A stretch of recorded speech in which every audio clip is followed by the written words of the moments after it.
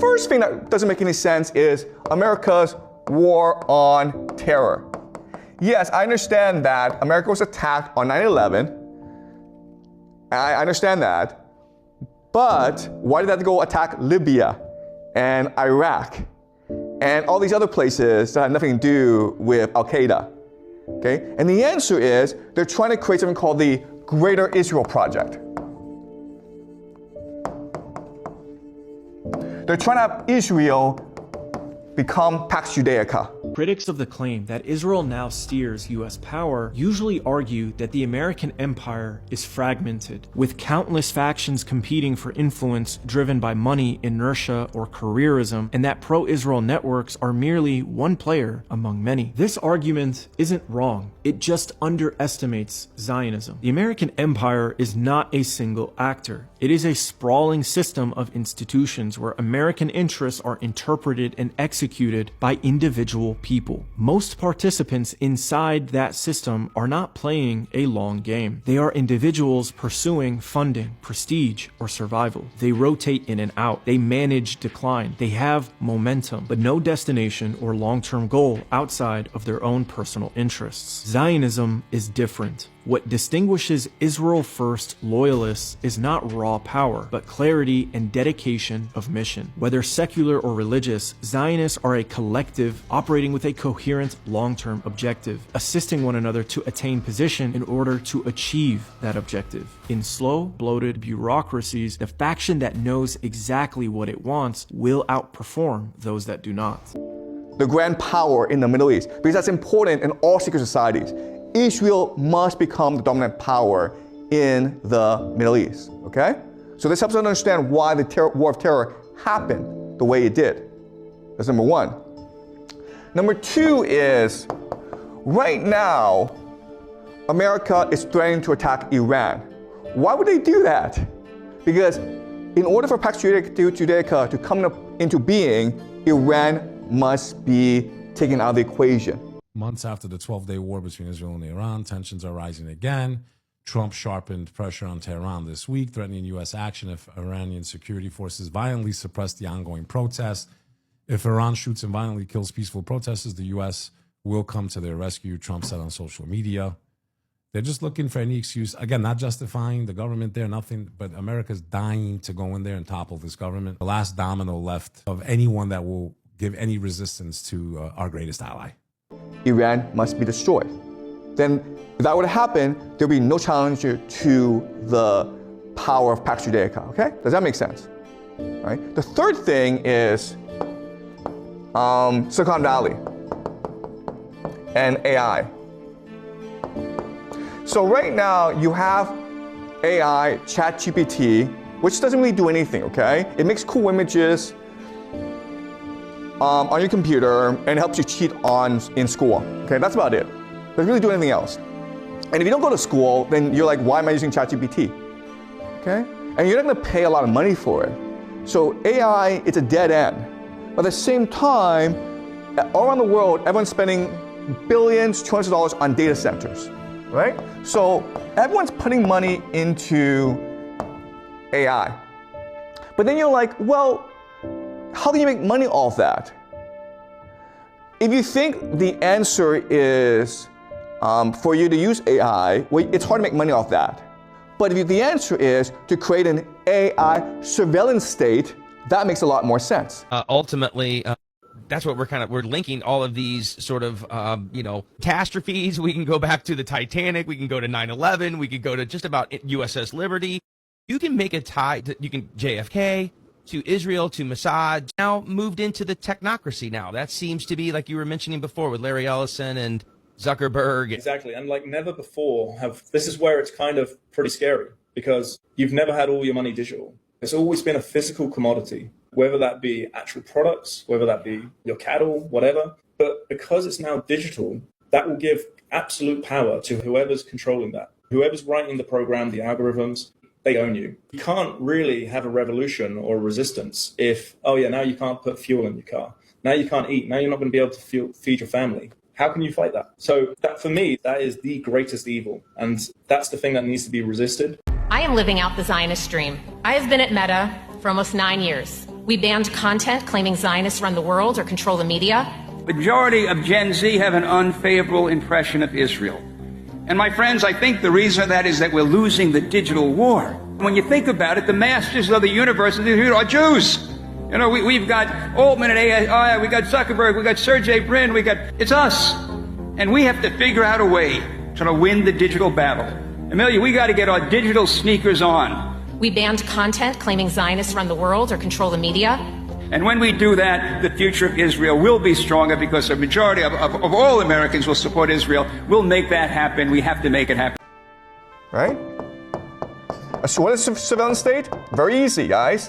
We have it in China, okay? It's digital ID and digital currency. And the idea is that everything you buy, everything you do will be tracked. And so they can create a profile on you. This profile will tell the government who you are, how you behave, what you think. Not only that, the government can also manipulate how you think, how you behave.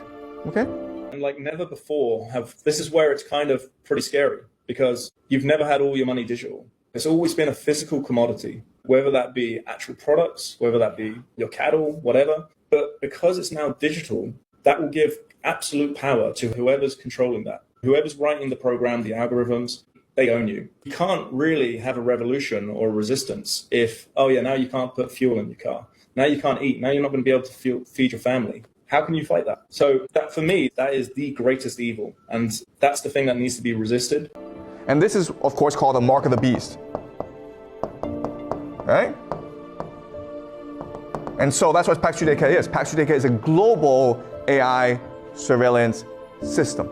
A lot of people have wondered why it is that Black people all over the world are waking up to the truth of their real identity as the descendants of Abraham, Isaac, and Jacob, the children of Israel. They are going into the scriptures and understanding the scriptures in a new light like never before, particularly Joel chapter 3, which is known as the quote-unquote War of Armageddon.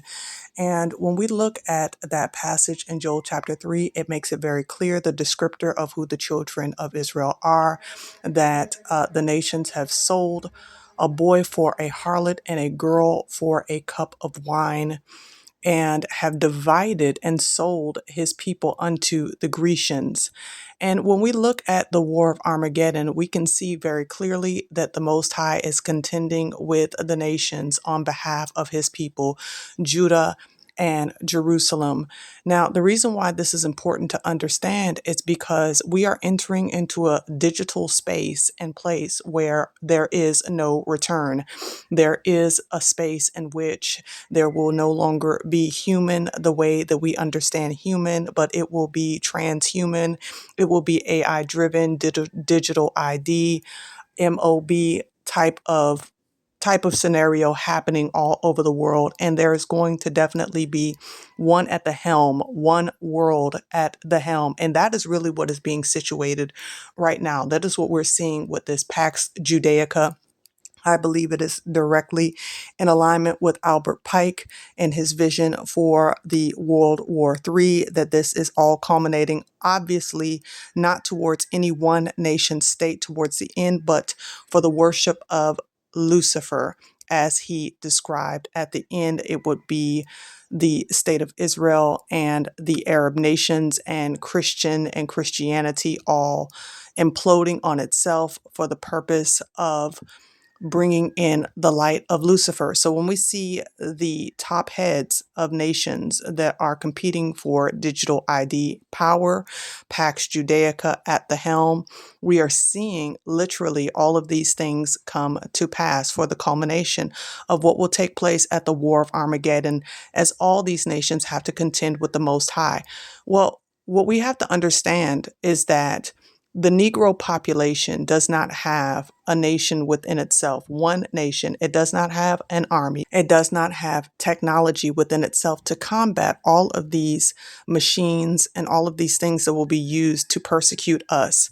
But what the Negro population does have is the supernatural delivering power of the Most High Yahuwah, who will in one breath with the sword of his mouth, that he will destroy the nations. What he needs from his people to understand is that we do not hold within ourselves the power to contend against the enemy by way of this technocracy, because it is really a demonic technocracy. Revelation 2:9 and 3:9 clearly outlines that.